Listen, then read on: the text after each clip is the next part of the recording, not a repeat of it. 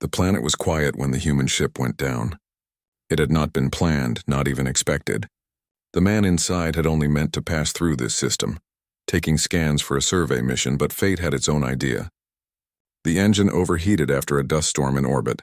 The navigation failed, and before he could correct course, the small craft had been pulled down into the atmosphere. He fought with the controls, but he was only one person, and the ship was too damaged. It crashed hard across a wide field of silver grass, bending metal, breaking panels, and finally sliding into the roots of strange tall trees. When the smoke cleared, he was alive but stranded. He was not afraid. Humans were used to bad luck. They were used to falling and climbing back up again. He pulled himself from the wreck, breathing in the heavy air. It was rich with scents he did not know, full of flowers and minerals his body had never sensed before. The sky was painted with 3 suns, 2 small and 1 large, turning the world into a canvas of gold and violet light. He looked at the broken ship behind him and then at the horizon. He had no way to fix it, no signal strong enough to call home. He knew he would have to survive here until something else happened. He started walking, carrying only a small pack of emergency supplies. His boots sank into the silver grass, and his shadow stretched long under the glow of the suns. The land seemed endless, and his thoughts were heavy. He thought of Earth, of crowded cities and oceans of blue. He thought of how different this place felt, so open, so untouched. Yet in the silence he also felt the weight of loneliness. He was one man on an alien world, and the stars gave no promise of rescue.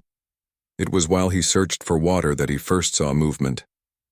At first he thought it was just wind bending the grass, but then he realized the shapes were too organized, too straight. A group was coming toward him. He crouched low, unsure whether to hide or step forward.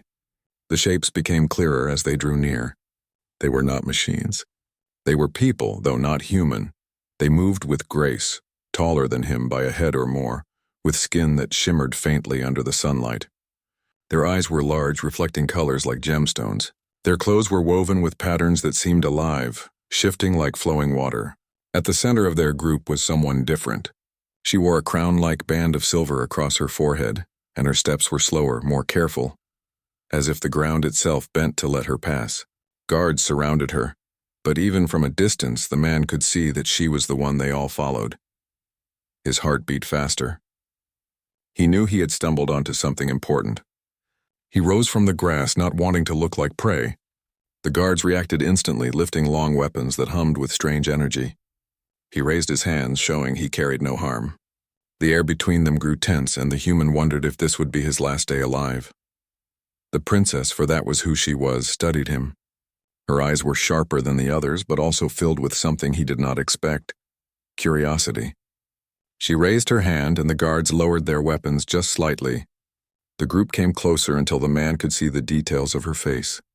She was unlike any being he had seen before, not frightening, but not familiar either. Her beauty was strange, not the kind humans described in magazines, but something deeper.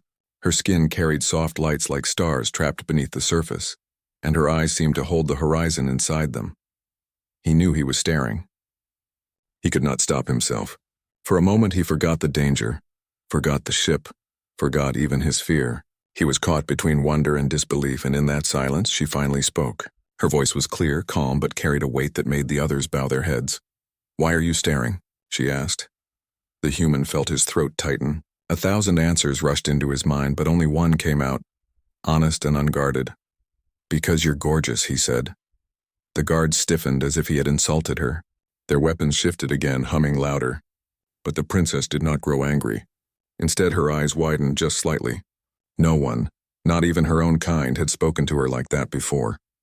In her world, she was respected, feared, obeyed, but never admired so simply. She tilted her head, studying this strange creature who dared to speak with such boldness. Around them, the air grew heavier with silence. The human held his breath, unsure if he had just sealed his own fate. Yet something in her expression changed. The corner of her lips curved into the faintest sign of a smile.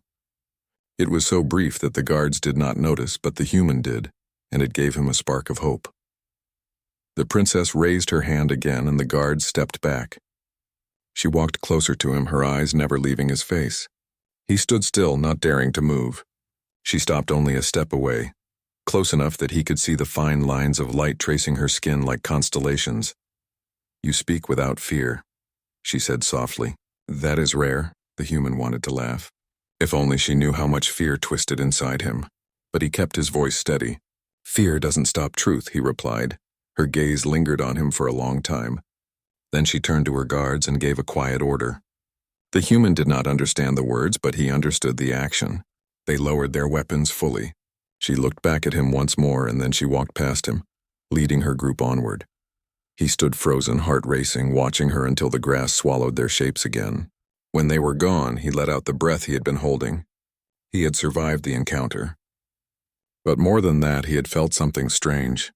A connection. A moment that was too real to be forgotten. As night began to fall on the alien world, the human returned to the wreck of his ship. The silver grass glowed faintly under the moons, and the sky turned into rivers of light. He lay on a broken piece of hull, staring up, unable to sleep. The image of the princess stayed with him, the sound of her voice repeating in his head. Why are you staring?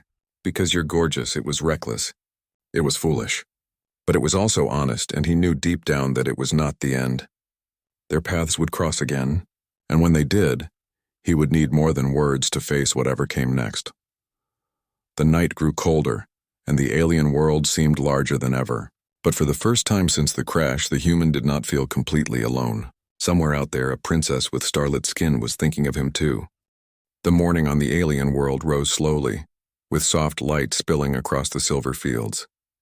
The human had not slept much. His thoughts were restless, circling back to the moment when the princess had looked at him and asked her simple question. It was strange.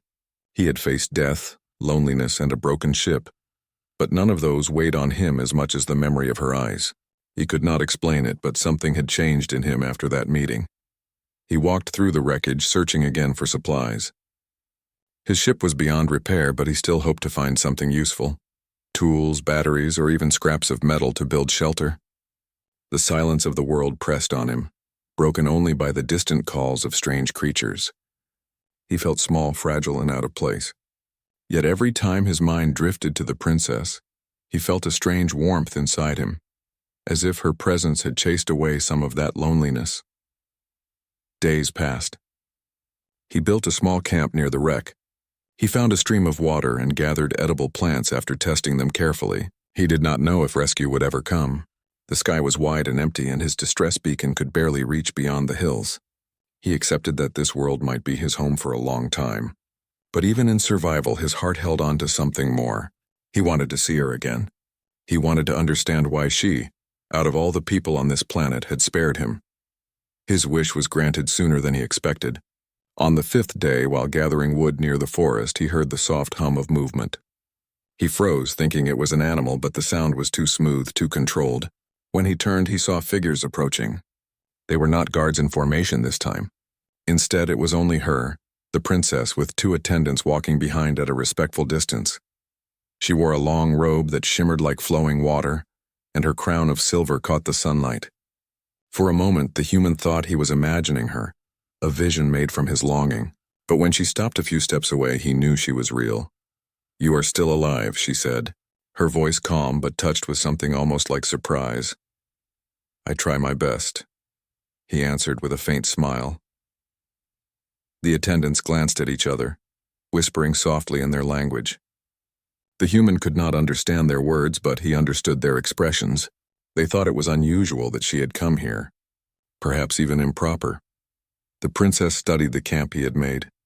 It was simple, just a fire pit, a shelter made of metal scraps, and a pile of foraged food. To her it must have looked crude, but she said nothing cruel. Instead, she walked closer, curious. "You survive with little," she said. "Humans always do," he replied. "We are stubborn that way." She tilted her head, repeating the word softly. Stubborn. It seemed to please her, as if the sound of it was new and interesting. For a while, they spoke in fragments. The human tried to explain small things, how the fire gave warmth, how he chose which plants to eat, how he used the metal to reflect heat at night. She listened carefully, as if these details were not simple but rare treasures. He noticed that she asked many questions. Her world was advanced, far beyond Earth's technology, but her people lived within strict walls of tradition. She knew nothing of improvisation, of making do with scraps. To her, his survival was not just skill. It was strange artistry. In return, she told him about her own people. Her voice was steady, but there was a shadow behind it. She explained how her kind lived by order, how every choice was made by counsel, how every child was taught that emotions were dangerous. The human realized then why his bold words had startled her. No one in her world dared to speak from the heart. "You said I was—" She paused, her eyes lowering, almost shy for the first time. "Gorgeous." The human's cheeks grew warm, but he nodded. "I did. Because it's true." Her attendants shifted uncomfortably, but she ignored them. Instead, her lips curved just slightly, the same almost smile he had seen before. "No one has said that to me," she admitted. "Not once." "Then they've all been blind," he said softly. The air between them grew quiet again, but this time it was not heavy with fear. It was full of something unspoken, fragile yet alive. After that day, she began to visit more often. Not always with attendants, and sometimes in secret. She would arrive with the quiet grace of the stars, and they would sit together by the fire. He told her stories of Earth, stories of oceans and mountains, of storms and laughter. She listened as if the words themselves were precious jewels. In return, she told him of her sky palaces, of her people's endless debates, and of the duties she carried as princess. The human noticed that she laughed sometimes when he spoke. It was soft at first, almost as if she had to teach herself how. But with each meeting, the sound grew freer. Her laughter was like music on the alien wind, and he realized he would do anything to hear it again. The guards of her world began to notice. Whispers spread through her palace. A princess meeting with a strange outsider was not only unusual but dangerous. Some said the human was a threat, that he would twist her mind. Others thought she was simply curious and that her interest would fade. But neither rumor was true. She was not curious in passing. She was hungry for something her world had denied her all her life, the chance to feel alive. One evening, as the suns were setting and painting the sky in crimson and violet, she came to him without attendants. Her eyes carried a weight he had not seen before. "My father will hear of this soon," she said quietly. "He does not forgive disobedience." The human looked at her, reading the worry hidden beneath her calm tone. "Do you want me to stop seeing you?" She hesitated. Her eyes turned away for a moment, as if torn between duty and desire. But then she looked back at him, and her voice was firm. No, that single word carried the strength of a storm. It was not just a choice to see him again. It was the first choice she had made for herself in her entire life. The human reached out carefully, as if afraid to break the moment. His fingers brushed hers just briefly. It was a simple touch, but to her it felt like a universe opening. She had been raised in a world of rules where even a glance carried consequence. But here, in the quiet silver fields, she felt something she had never known before. Freedom. Their bond grew stronger with each meeting. She asked him to sing once after he told her that humans carried songs inside them. His voice was rough, not trained but honest. She closed her eyes and listened, her heart trembling with emotions she had no words for. To her, it was not just a song.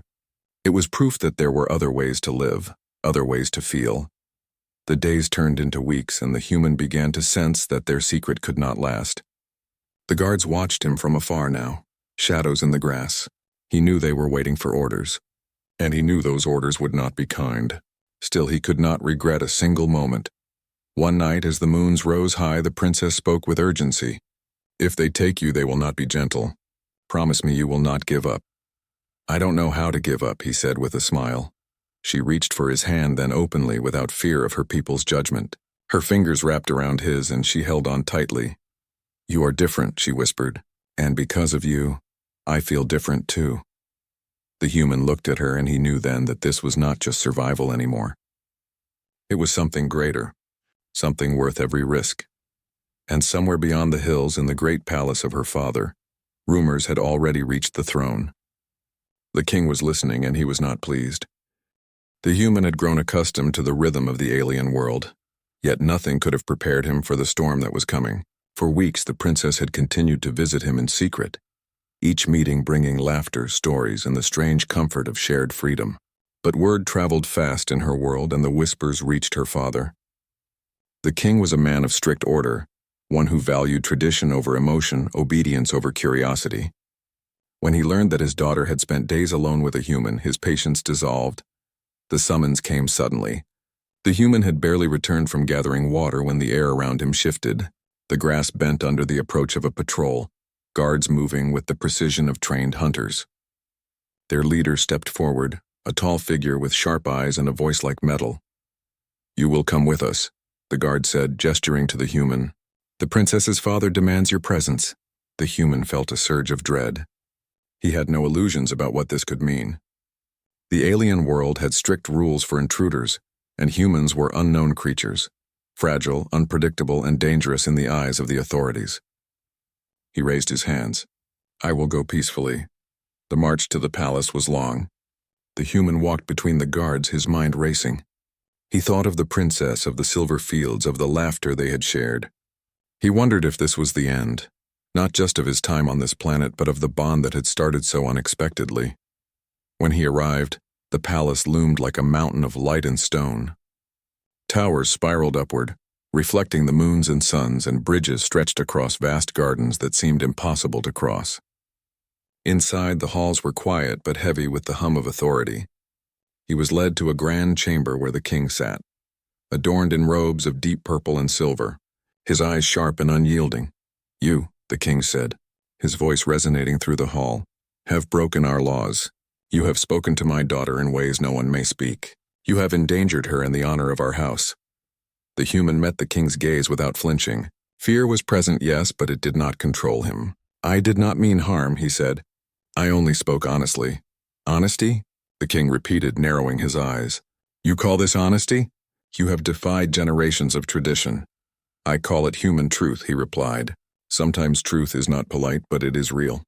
It does not harm unless someone lets it." The room fell silent. The king's advisors muttered among themselves, some nodding, others shaking their heads. The human could feel their judgment, the weight of centuries pressing down on him. And yet he did not bow, he did not cringe. There was a confidence in him that no one could deny. And even the princess, who had appeared quietly at the edge of the hall, noticed. "I wish to speak for myself," she said, stepping forward. Her voice was calm but carried authority. "He has harmed no one. He has shown me honesty, courage, and something I have never felt in this palace." The king's eyes narrowed. "You side with him?" "I do," she said, "because of what he represents. He shows that life can be more than duty, that feelings, choices, and freedom matter." Murmurs rippled through the council. Some gasped. Others looked confused. This was unprecedented. A princess had never openly challenged her father before, and no outsider had ever been defended in this way. "You are foolish," the king said, his voice low and dangerous. "You know not what you risk." "I know," she replied, her gaze unwavering, "but I choose to risk it." The human felt a surge of hope. For the first time, he saw that the princess was not only brave, but willing to fight for what she believed in. He could not help but smile slightly despite the tension. "You will be confined until judgment is made," the king finally said, turning to the human. "This is not punishment yet. It is precaution." The human was led away, down long corridors and into a cell that overlooked the gardens. It was not cruel, but it was secure. He had a small bed, water, and food, but freedom was gone. He could see the silver grass waving in the distance and the moons rising in the sky, and he felt the first pangs of despair. Yet he did not lose hope. Humans had a way of finding light in darkness, of building strength when everything seemed lost.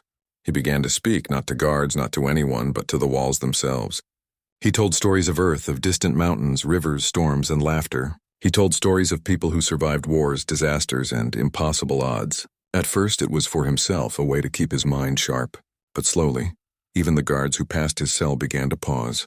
They would listen, sometimes leaning closer, captivated by the honesty and raw emotion of the human's words. Days passed. The princess did not abandon him. She found ways to visit secretly, speaking softly through a hidden window, passing notes and encouraging him. "Do not give up," she said. "You remind me that life is larger than these walls." He responded with the same courage he always had. "I will not give up," he told her. "Even if they think they can cage me, they cannot cage the truth of who I am." Her visits became the highlight of his days. They spoke of dreams, of freedom, of worlds beyond the palace and the fields. She told him she wished to see Earth one day, to witness the chaos, the beauty, the unpredictability that humans embraced. He laughed at the thought, imagining her stepping onto a bustling street, amazed and bewildered. But even as they shared these moments, the tension in the palace grew. The king summoned more advisors, holding long debates about what to do with the human. Some argued for his removal, perhaps even exile or worse. Others suggested that he be observed, that he had something special, something the princess saw and valued. The human stories had begun to influence even those who had once doubted him. One day, a senior guard entered the cell with a rare expression of curiosity. "You speak of courage and freedom," he said quietly. "Why do you not fear what they plan for you?" The human shrugged. "Fear is natural," he said, "but it does not control me. I have learned that courage is not the absence of fear. It is acting despite it, and I have something to protect, not just myself but her." "The princess!" The guard blinked, unsure what to say. The human's honesty was disarming. Even the toughest soldiers could feel the truth of his words. That night, the princess visited again. The moons cast pale light into the cell, illuminating her face. "They will judge you tomorrow," she said softly. "I cannot promise what will happen." "I do not care what they do," the human replied. "I care what we do. I will not change who I am for them. I cannot. And neither can you." Her eyes filled with both worry and admiration. "You are stubborn," she said. "And you are brave," he replied. "Together maybe we are unstoppable." She smiled, the first full smile he had seen from her. It was light, radiant, and filled with hope. She leaned closer. "Do not lose faith," she whispered. "Even if the world turns against us, remember what we share. Remember that truth and courage matter more than fear." The next morning, the trial began. The human was brought before the council in the grand hall. The king's eyes burned with authority, and the advisors' faces were hard and judgmental. The princess stood beside him, no longer hiding her allegiance. "You have broken our laws," the king said. "How do you defend yourself?" The human took a deep breath. "I do not deny what I have done. I have spoken honestly, I have acted boldly, and I have shared my truth. But in doing so, I have not harmed anyone. I have shown what humans are capable of: courage, honesty, love, and freedom.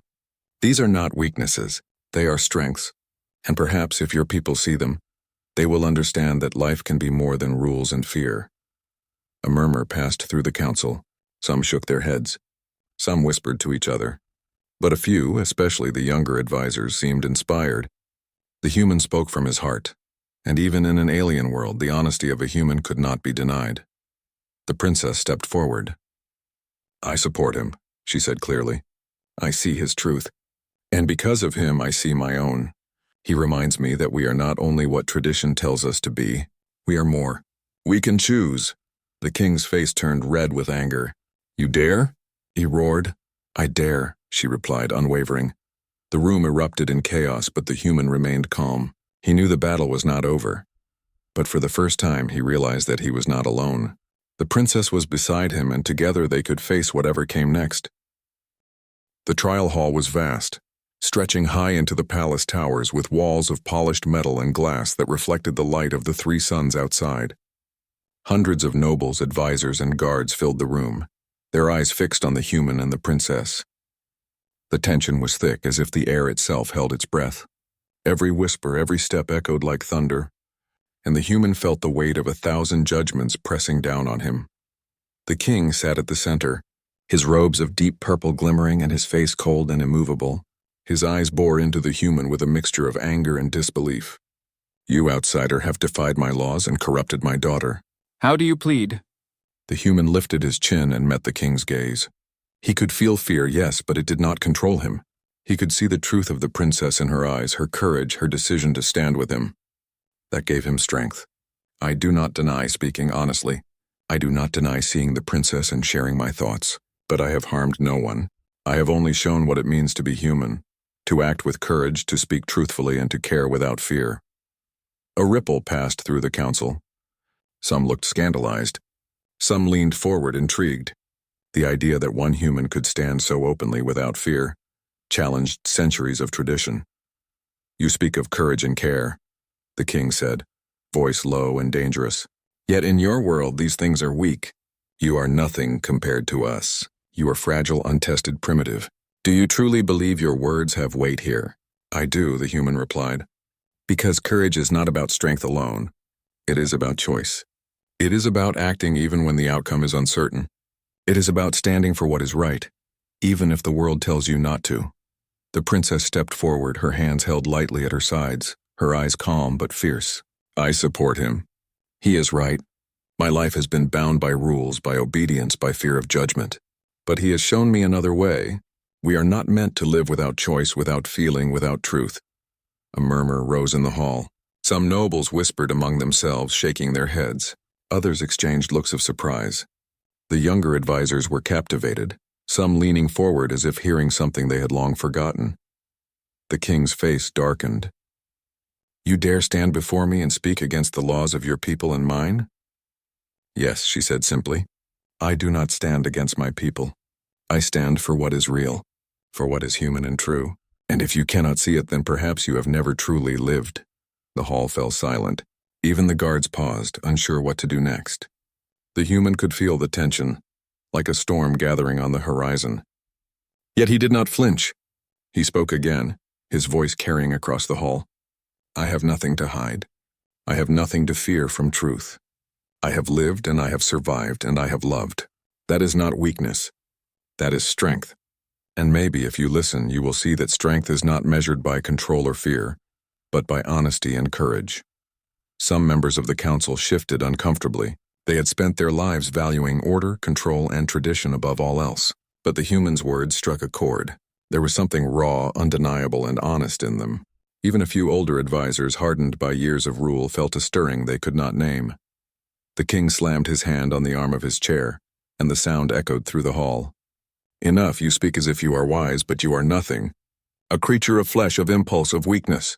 I am human, the human replied, and I am proud of it. Because being human means being able to choose, to love, to fight, to endure, to hope. You may not understand it, but that does not make it less real. The princess moved closer to him, her hand brushing his arm in a gesture of solidarity. He has shown me what it means to live. I choose to stand with him, and I will not step back. The murmurs in the hall grew louder. Some nobles shook their heads in disbelief. Others whispered urgently among themselves. The air was charged with a strange energy, something no one had anticipated. The words of a human so simple and honest had begun to challenge the foundations of their society. One of the king's advisors, an older woman with silver hair and sharp eyes, rose from her seat. Your Majesty, she said carefully, perhaps we have been too rigid. The human has spoken truthfully and boldly. It may be unorthodox, but his words carry merit. If nothing else, he has inspired even your daughter to see beyond our traditions. The king's jaw tightened. He did not like this. His daughter, his heir, had publicly defied him, and a human, fragile, untested alien, had gained influence over her and by extension over the court. His anger simmered, but he knew he could not act rashly in front of witnesses. The human spoke again, his voice calm, steady. I do not wish to fight with you. I do not wish to take your place or your power. I only ask that you see what is real. That you see courage where you may have expected weakness, honesty where you may have expected lies, and heart where you may have expected fear. That is all I ask. The princess's hand found his again, holding it firmly. Do not be afraid, she whispered. Whatever happens, you are not alone. The king's face darkened further, but he remained silent.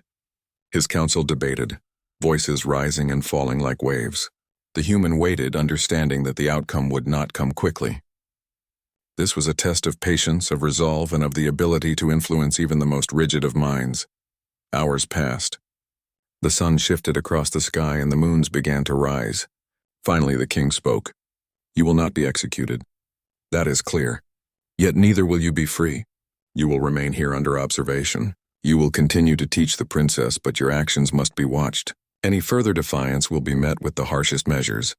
The human nodded. He had expected nothing less, but nothing more was needed. He had survived the trial, and the seeds of change had already been planted. The princess smiled, relief and pride in her eyes. Together they had faced the judgment of a world that did not understand them, and they had endured. As the crowd dispersed, the human found himself alone with the princess in a quiet corridor. You were incredible, she said softly. I have never seen anyone speak like that before. I was just honest, he replied. It's the only way I know how to be. She laughed, a soft musical sound that filled the corridor. Then stay honest, she said. No matter what comes next. And so the days continued. The human remained under observation, but he was no longer merely a prisoner. He had become a symbol of something new, a possibility. The princess visited often, learning about courage, hope, and freedom. She began to see that the world could be different, that rules and tradition did not always define the truth of living. The palace, once a place of rigid order, began to feel slightly lighter. Guards who had once scowled at him began to smile faintly, catching themselves listening when he spoke. The advisors could not deny the power of his words even as they tried to maintain control. The princess's influence grew as well, her courage to stand beside him inspiring others to think, to question, and to imagine a world beyond fear. One evening, as the sun set in brilliant streaks of gold and violet, the human and the princess sat together in the palace gardens. The silver grass swayed in the gentle wind, and the moons reflected softly on the glass towers. She turned to him, eyes shining. Do you think we can really change things? He smiled, taking her hand. I do, one honest word at a time, one act of courage at a time. And as long as we stand together, no tradition, no rule, no fear can take that away. She leaned closer, resting her head briefly on his shoulder. Then we will stand together, she whispered. And in that quiet moment, surrounded by alien stars and alien winds, a promise was made, a promise of courage, of truth, and of change. The days that followed the trial were tense, but something had shifted in the palace. The human remained under observation, yet he was no longer simply a prisoner. He had survived the king's judgment and spoken truths that even the most hardened advisors could not ignore. The princess's eyes sparkled with a quiet triumph. She had never felt so alive, so free as she did when she was with him, and for the first time, she could imagine a world that was not ruled entirely by fear, rules, and expectation. The human spent his days teaching the princess, and in turn, learning from her. She showed him the gardens, the towers, the hidden chambers of the palace where the walls whispered secrets of centuries. He marveled at the alien architecture, the technology, and the way her people lived in harmony with their environment, though always within the boundaries of strict law. He realized that change would not be easy. Traditions ran deep and the king's authority was immense. Yet he also saw hope. Each encounter, each shared laugh, each moment of honesty between him and the princess planted seeds that could grow into something greater. Word of the princess's defiance had spread throughout the court. Nobles whispered about her courage, and young advisors secretly admired her willingness to challenge her father. Even some of the older guards and advisors found themselves inspired by the human's words, though they would never admit it aloud. Change was stirring quietly, like the first wind before a storm. One evening, the princess found him in the gardens, sitting beneath a silver-leafed tree that shimmered under the light of the moons. He was carving small figures from scraps of metal he had salvaged, demonstrating human creativity even in captivity. You've done so much, she said softly, approaching him. Even under these conditions, you make life feel different, brighter. He looked up at her and smiled. Because I have something to fight for, he said simply. You've changed my life as much as I've changed yours, and that matters more than fear or rules. Her smile widened and she took his hand. I never thought I could feel this. Free, not in the palace, not with anyone, but with you it's like the world is open. Endless. He squeezed her hand gently. It is, and we can make it even more open. Together. The next morning, the palace was alive with whispers and subtle shifts. The king, still furious at his daughter's defiance, tried to maintain control, but cracks were forming. The younger advisors had started quietly supporting ideas that reflected freedom, choice, and courage. Guards who had once been indifferent now watched the human with curiosity, noticing the way his words and actions inspired those around him. The princess moved boldly through the palace, speaking openly about what she had learned. She told her people about courage, honesty, and the strength to act even when it seems impossible. At first, many were skeptical, afraid of change. But her conviction and the human's example slowly won hearts. Conversations that had once been stifled by fear began to flourish. People began to imagine a world where choice was respected and individuality was honored. One afternoon, the king summoned the human and the princess. The room was heavy with tension.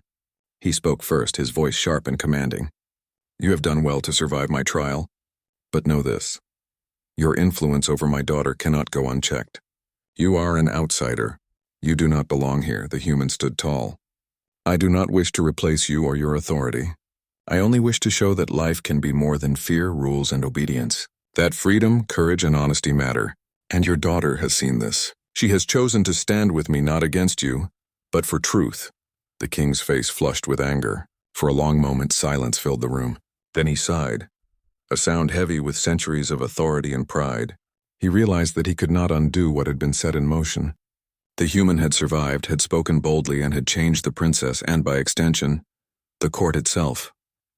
You will remain, the king finally said, his voice reluctant. But know this, your presence is tolerated, not welcomed.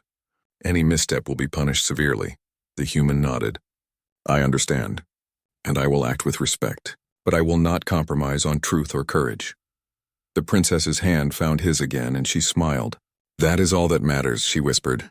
From that moment, life began to shift. The palace walls, once oppressive and rigid, seemed lighter.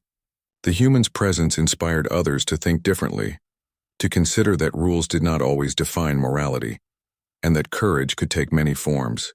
The princess, emboldened by his honesty and bravery, began to speak more openly, challenging outdated traditions and encouraging others to embrace change. Outside the palace, the world itself seemed to respond. Citizens began to whisper about the princess and the human, sharing stories of their courage and defiance. People imagined a world where choice mattered, where fear was not the only guide. It was a slow transformation, subtle yet unstoppable. One evening, as the sun set in streaks of gold and violet, the princess and the human walked together through the palace gardens. The silver grass swayed gently in the wind, reflecting the moons above. He paused and looked at her, his expression earnest. I never thought I'd find someone like you, he said, someone who can see beyond rules and fear, who can imagine a world that's bigger than what they've been told. She smiled, her eyes soft but determined. And I never thought I'd find someone who could teach me that life is meant to be lived fully, not merely obeyed. You've shown me what it means to be free, to be human in every sense of the word. He took her hand, holding it tightly. Then let's stand together. No matter what comes, we'll face it together. And maybe, just maybe, we can change not only this world, but the hearts of those who live in it. She leaned close, resting her head against his shoulder. I believe we can, she whispered, and so they began to plan. Not rebellions or wars, but small steps of change. They encouraged dialogue, showed the value of courage, and reminded their people that life was richer when honesty and freedom guided choices. The human's presence became a symbol, not of conquest but of hope. And the princess, strengthened by his courage, became a leader not only of law but of heart. Months passed, and the palace transformed quietly but profoundly. Walls that had felt suffocating now seemed open. The people were cautious but curious, inspired by the courage of two beings who had refused to be bound by fear. The human continued to teach, to share stories, to show the power of humanity's resilience, and the princess continued to learn, laugh, and love without hesitation. One evening, as the moons cast silver light over the gardens, the human looked at the princess, his eyes filled with warmth and affection. Do you remember the first time we met? He asked. She laughed softly, the sound like music in the quiet night. Of course. You said something foolish but honest. Because you were gorgeous, he replied, echoing the words that had started it all. She smiled fully this time, unafraid of judgment or consequence. And because of that, everything changed, she said. He held her hand, and together they looked out at the horizon, at the silver grass swaying in the moonlight, at the towers and gardens that had once seemed unyielding but now felt alive. They knew the road ahead would have challenges, that not everyone would accept change, that fear and tradition would continue to resist. But they also knew this: courage, truth, and choice had power. They had survived trials, defied expectations, and together had begun to shape a world where freedom and humanity could thrive. And in that moment, under alien suns and moons, the human whispered again, softly, warmly, and without hesitation, because you're gorgeous. The princess laughed, leaning close, and for the first time in her life, felt completely, utterly free. The world was theirs to shape, Not through fear, not through force, but through courage, honesty, and love. And together they walked into a new dawn, ready for whatever the future would bring.